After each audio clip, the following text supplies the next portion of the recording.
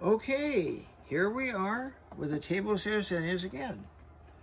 And I'm going to talk about short whites. The whites have been beautiful this year. They've all been beautiful. This has been a wonderful year for color, an amazing year for color. Anyway, here are some white hybrids. Leucophylla is a tall plant.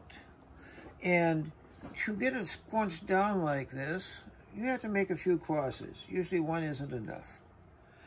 And we also can get to the fact that we have plants that are putting up traps early as well as late and will hold their traps for a long time. And the first one I want to talk about is the one I have laid for Dr. Larry Millichak. Larry was very influential in the early years, influenced my breeding. He's a pioneer and an amazing gentleman with wide interest and a wonderful conversationalist. He was to his students, I think, who called him Dr. M, and that's what this plant is named for, Dr. M. And it's kind of a homage in a way because it's a shorter plant, which is what Larry specialized in. But I've got a leuco in it. And it took a while to get leuco into a configuration like this. But this plant has the added benefit of holding its traps through the winter. These traps here that is just made now, the last traps, if they follow according to what they've done the last 2 years, will still look good into June. Which means this plant can sit in a nursery, or anywhere for that matter, and look good year-round. And it's a pretty plant. That's one for you, Larry. And now, here's another plant.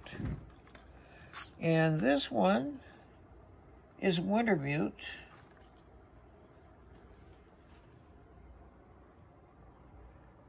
Involved with a leuco and a perp. And once again, this plant's going to hang on to the traps late too. I don't know if it's going to go to June.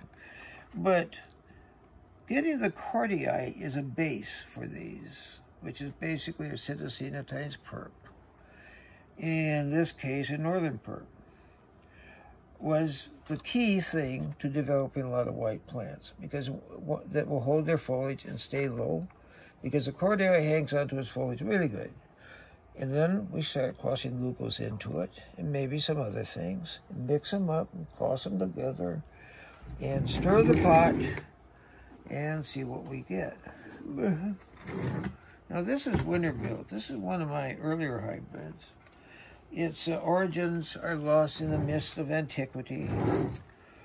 But it has this deep triangular mouth and the really vibrant coloring. It's a little sloppy in growth, but not bad, and it's vigorous. And it's been a staple of my breeding for a decade or more. Good old wintermute. And here we have another beautiful white plant. In this case, the label is gone. Did it ever exist? I'm not sure, but it's not here now. But this, we can see that it has the cordii in there again to account for the folded over mouth. And beautiful color, nice shape. It's going to hold in the pot for a long time without running to the side. And I think this one's probably going to last a long time too in trap. And trying to get a group of them that would be good. 4 or 5 of them, all with similar characteristics, but different shapes of colors, to last through the winter.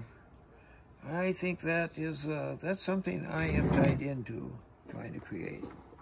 Okay, is this the last shorty? Okay, here we go. Kilimanjaro times leuco alba times leuco times perp times wintermute. This is really a good, sturdy plant. Short, tough, trapped straight up. Yeah. This is pleases me a lot. And that's it right now for the short ones. We will cover the taller ones in another segment. Thank you for listening.